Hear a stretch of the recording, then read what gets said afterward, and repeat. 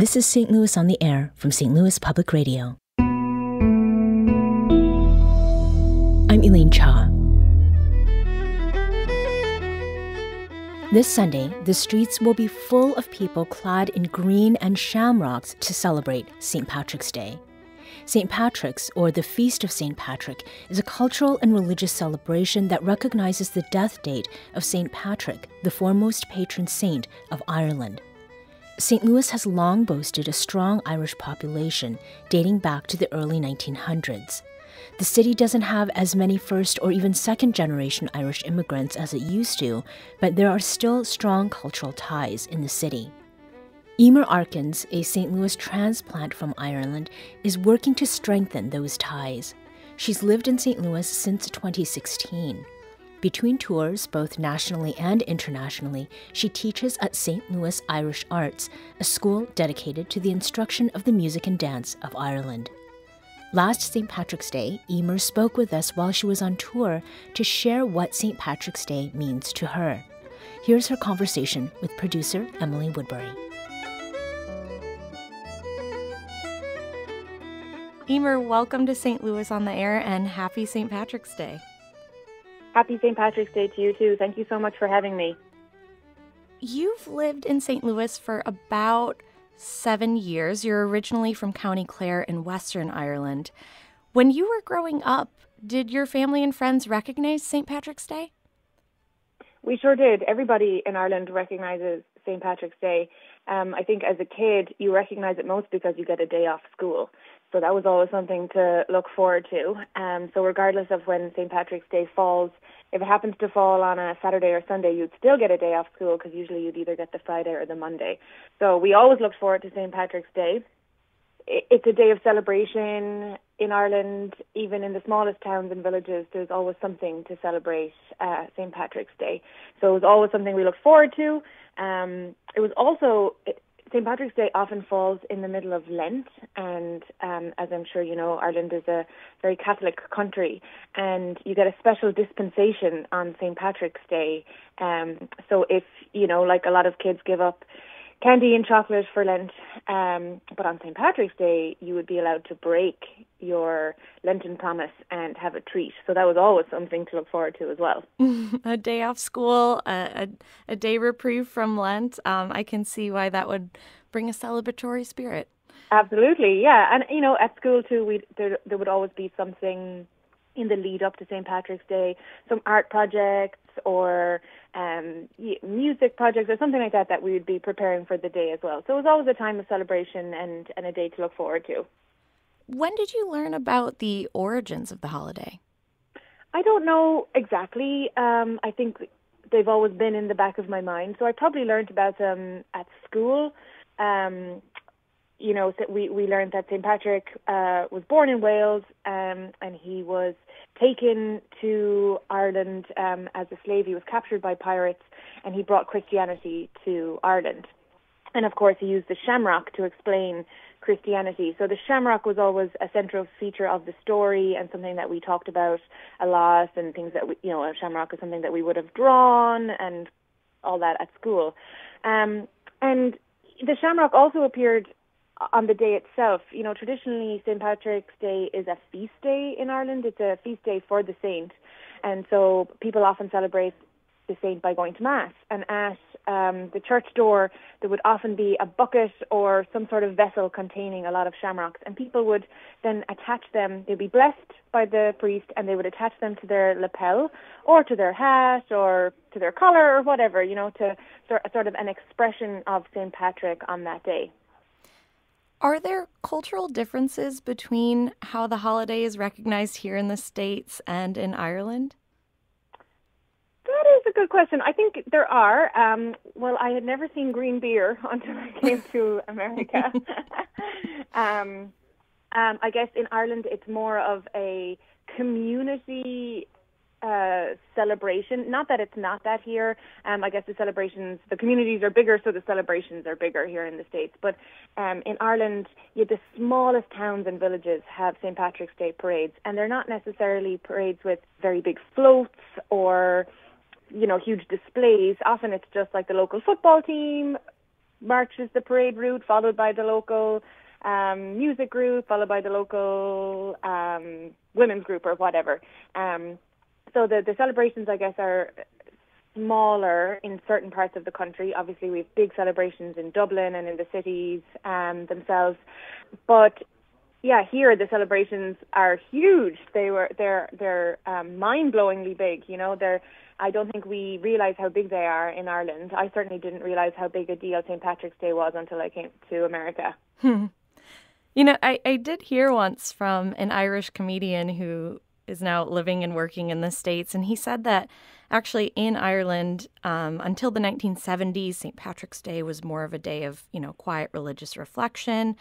But then people from Ireland who came to America during, March, they saw the parades and celebrations, and then kind of the American tradition of partying on the holiday started seeping into Ireland in the late 70s and early 80s. Does that ring true to you? Have you heard that same sentiment? That's correct. And if I'm not mistaken, I believe that up until the 1970s, alcohol and the consumption of alcohol and sale, well, not the consumption, but the sale of alcohol was prohibited on St. Patrick's Day because it was a holy day. So that actually does ring true.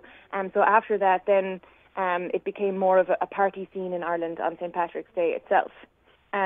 Interestingly, I think the night before St. Patrick's Day in Ireland tends to be a bigger celebration, particularly for Irish people, knowing that they're going to have the day off work or school the next day. Well, Eimear, you are a multi-instrumentalist. You play the fiddle. You're also a singer and a dancer. We heard a little bit of your music here at the beginning of the show. I would love to listen to a little bit more. This next track features you singing the Irish language, also known as Gaelic. This is Slán le Moy.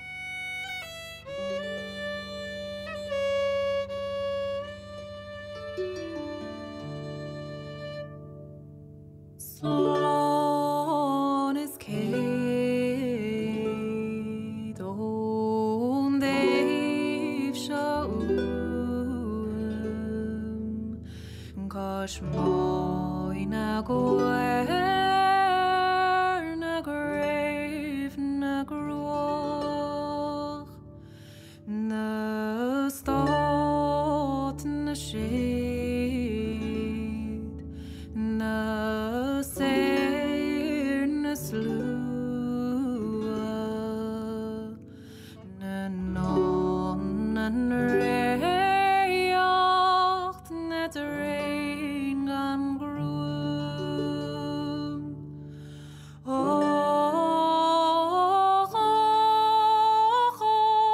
is bidota misha gan chuid gan chór gan chóp gan chiiste gan salt gan siód gan sport gan spianna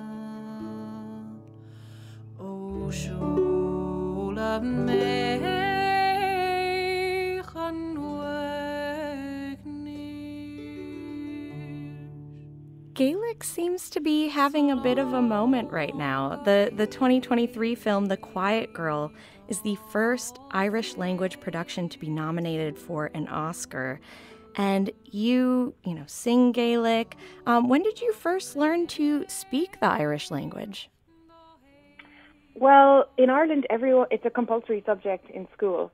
But I was in a sort of unusual situation, I suppose, for someone who was not brought up in an Irish-speaking region. But my mom was an Irish teacher, and so my brother and I and our neighbours actually attended an immersion school in the nearest town, and we called them Goyle schools. So from my very first day of school, that's when I started learning Irish. And Irish was not my first language, but we did speak a lot of Irish at home because my mom was an Irish teacher, and I also had an uncle who was an Irish teacher.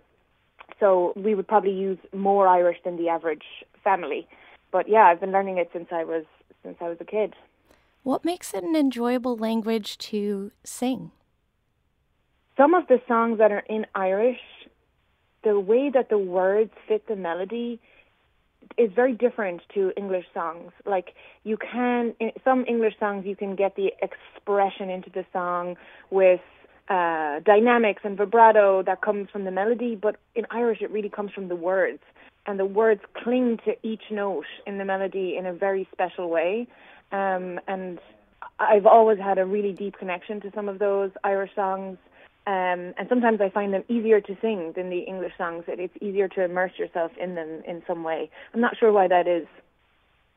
We're talking with multi-instrumentalist, singer, and dancer Eimear Arkins. Eimear is from County Clare in Ireland, and she's shared traditional Irish music, song, and dance in St. Louis for the past 7 years. Eimear, what brought you to the Gateway City? I was on a tour of North America in 2008 with a group from Ireland, put together by Comhaltas Ceoltóirí Éireann, which is the international music organisation that promotes Irish music, song, dance, and the Irish language. And we stopped off in St. Louis for a performance, and we had an extra day to spend in St. Louis, and I really enjoyed it. And then when I was in college, the opportunity to study abroad presented itself. I am a graduate of University College Cork, and my university was twinned with St. Louis University. And, I'd been to St. Louis for all of 2 days, but I preferenced that on my list of choices, knowing that there was an Irish music scene in St. Louis, and in particular an Irish music school, St. Louis Irish Arts. So I studied abroad for a year and loved it here, and decided to come back to go to graduate school. I couldn't find a program in St. Louis itself for graduate school, so I ended up studying journalism at Mizzou. And I would travel back and forth between Columbia and St. Louis to play music and to meet up with people that I had gotten to know in the city. And I graduated, and I thought my time in St. Louis or my time in Missouri at least, was over. But my brother then decided to study abroad in St. Louis. He studied at UMSL for a year. And so I stayed while he was going to be studying abroad, and then I'm still here. So he left, but I didn't. Well, we are glad you are still here, Eimear. And, there are many people with Irish heritage living in St. Louis. I wonder, what has it been like to connect people with the culture of their grandparents, great-grandparents, or even great-great-grandparents' homeland? St. Louis doesn't have a lot of first-generation born Irish people, or at least not the same amount as in Chicago or Boston or New York. And so I think that makes it all the more special when you meet someone who has Irish ancestry and who wants to feel that connection to Ireland, and you feel like you're sort of the intermediary between their past or their ancestors and their life here. And so it's always it's really joyful to bring that to someone and to give them that sense of connection to Ireland. And it's great for me as well. It really helps to curb the homesickness at times, and certainly being able to play music in a city that appreciates Irish music and to stay connected to Irish music, Irish culture, and Irish people has really made me feel so at home in St. Louis.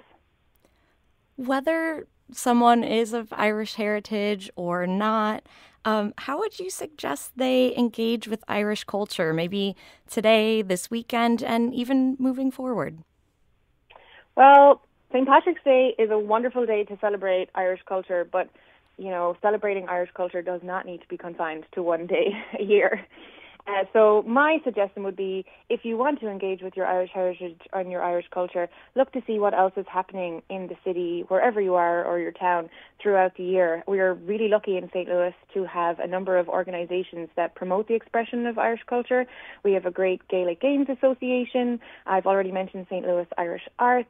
If you are interested in music and song and dance, there are a number of other Irish dance schools in the city. There's so many things happening throughout the year. There are concerts. There's Irish music in a number of pubs throughout every week. So we have, I'm sure some people are familiar with John D. McGurk's.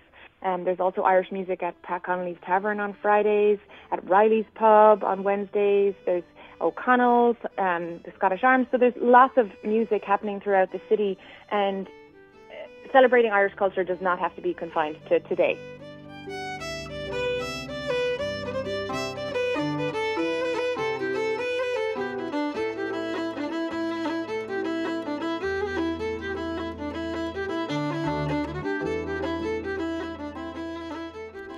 We talked a little bit about the Irish language or Gaelic, and I wonder if there are one or two words you might leave us with that we can bring into the weekend and even past the holiday. Absolutely. Well, I know slánta is one that people are familiar with, which means to your health or cheers. Another great expression that is very useful is go raibh maith agat, go raibh maith agat, which means thank you. So that one is applicable year-round. And you could also wish someone a happy St. Patrick's Day by saying lá, éile, pádraig, honna, ruit.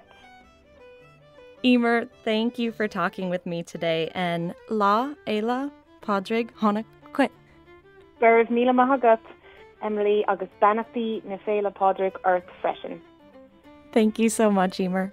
Thank you.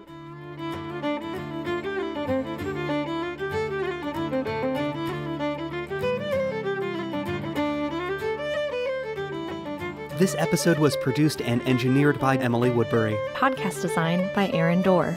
Our executive producer is Alex Hoyer. St. Louis on the Air is a production of St. Louis Public Radio. Understanding starts here. St. Louis on the Air proudly supports local artists by using music from Life Creative Group. Do you find yourself regularly listening to episodes of St. Louis on the Air? Suggest us to a friend you think might enjoy our conversations. And leave us a review and rating on Apple Podcasts on the App Store. It's the simplest way to help people discover our show. Thanks. St. Louis Public Radio is a member-supported service of the University of Missouri St. Louis.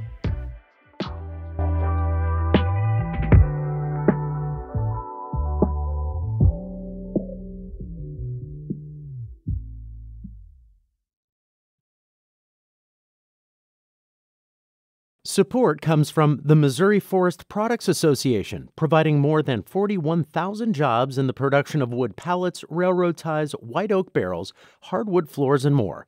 Details at choosewood.com.